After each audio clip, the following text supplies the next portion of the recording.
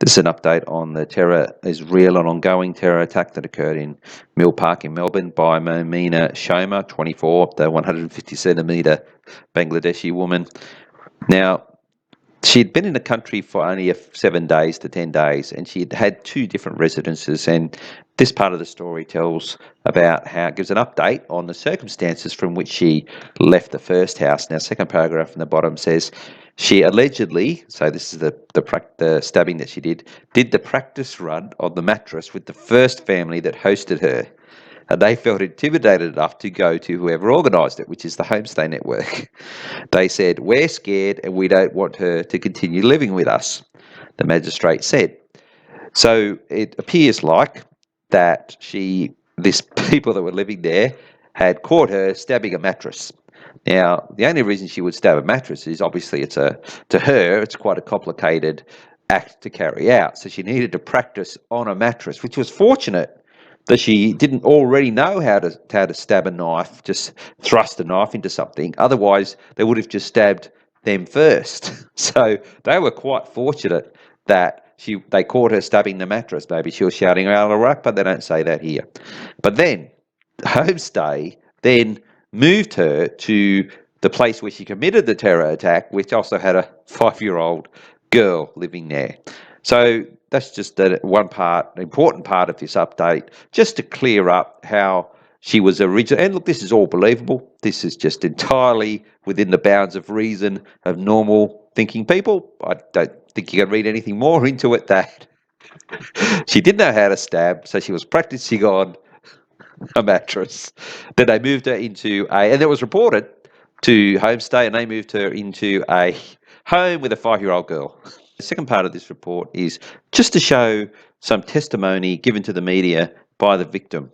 Roger Singaravalu told the Herald Sun he felt a sharp pain in his neck on February 9 and woke up to see a woman leaning over him with a kitchen knife in her hand. He felt the sharp pain in his neck. Then he woke up and saw her. He says she was screaming Allah Akbar before she stabbed him. Which conflicts with the sequence of events that he's just said, because according to the first thing that he said, he was actually asleep. And he didn't wake up until he was stabbed, so therefore he could not have heard her yell out Allah Akbar. Now, you might be thinking that as a court witness, the defence is going to make mincemeat of him because he might change his story when he gets to court, but then they'll bring up this story in the media. Which story's true? We want it thrown out, Your Honour. This is a unreliable witness. We want the thrown out. But there is a light at the end of the tunnel. There is a saving grace for this scenario, which is the bottom paragraph there, that she has made full admissions. Well, thank God for that, because that way they won't rely on Roger the Dodger. His testimony won't be required to get a conviction because she has made full admissions, which he seems a bit discombobulated, and his memory seems a bit vague about exactly what happened on that day and the sequence of events. And there's just one other point I wanted to make to this story. Look, there's a few articles getting around, but I don't want to spend too much time on it. We all know it's bullshit. This is just one other factor that's always a part of these hoaxes. Oh, sorry to scare you with the image of that chair. They just happened to show it in the screenshot. Oh, it's terrifying. He's told the Herald Sun the whole ordeal has left his family traumatised and that he's taking legal action against the Australian Homestay Network, which organised the student placement of Momina Shoma. So that's how he's going to get his money. And see, the Homestay Network, they're fully insured. They won't let anyone stay there unless they're fully insured. I had a quick look at their website. So that's how he's getting his money, because all these actors need to be paid. Greenhold at Minto, that's got some stuff coming up on that. He got his through that fundraiser with Channel 9. Sevi got his Ford Everest. And the Melbourne victims and all the police and all that, and everyone was traumatised. Remember, they signed off on a special that bypassed all the normal protocols for making compensation payouts. Remember, there was 1,000 cops traumatised. That's how much that was like a big sting. That's in the hundreds of millions of dollars to pay off all those people and compensate them for their role. Some of them didn't even, not even know, because not everyone's in on it, but all the ones that are. But they might compromise it if they ask questions, so they're paid off. And, oh, you got compo, it's all good. Oh, yeah, righto. And then people that are definitely in on it, they've all dipped in. But this is how he's getting his money, because they all got to be paid.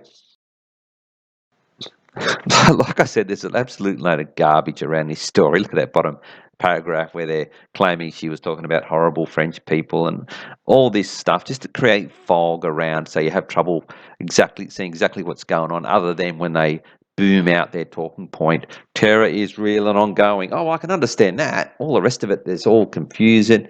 So that's why they do that. But the second paragraph down is the one that I wanted to quickly discuss here, and that's where it says Shoma is the stabbing is done with the intention of coercing. So terror is the only law where the state of mind helps create the offence itself. Now, your state of mind is your motivation. Now, if this was a normal stabbing, sorry, say stabbing, right? So she stabbed someone, but just say the state of mind was they were being attacked with a baseball bat. So she's grabbed a knife and stabbed someone in self-defense. So she still committed the act of stabbing, but her state of mind is mitigating in that it lessens it. There's an excuse there. So that's the only time the state of mind should really be considered, not to establish the offence, because the offence is a knife going into someone, but the state of mind of the person while they're doing it. Now, there's one main reason why they've incorporated someone's state of mind into the actual offence itself, rather than just being taken as mitigating or aggravating. There are other reasons. One in particular is that they want to make out like a certain group of people has a state of mind and they're against you. And that's to create division and hatred, and that's what they want throughout society. They don't want people getting along. But from a legal point of view, the main reason they've incorporated it into the offence itself, that then justifies their preemptive policing, which is all of this surveillance, because we're trying to monitor their state of mind for this offence, because that is an offence to have that state of mind. See, they can't initiate any law enforcement based on mitigation or aggravation, because that's just subsidiary to the offence itself, which is the stabbing. So they've incorporated the state of mind into the offence. So again, just so that they can have all of this surveillance, all of this preemptive policing that they've got going on, i.e. the machine guns on the streets ready to go, shoot to kill laws. See, it's all preemptive. But as we know, these are all hoaxes. And the great deception here is how they have got that across the line with people, and they haven't realised exactly what they've done and how they've gone about it. People have the media, they're complicit with these criminals, has done such a good job of framing it in carefully crafted words that people think it's all legit. They genuinely cannot see that is for another purpose.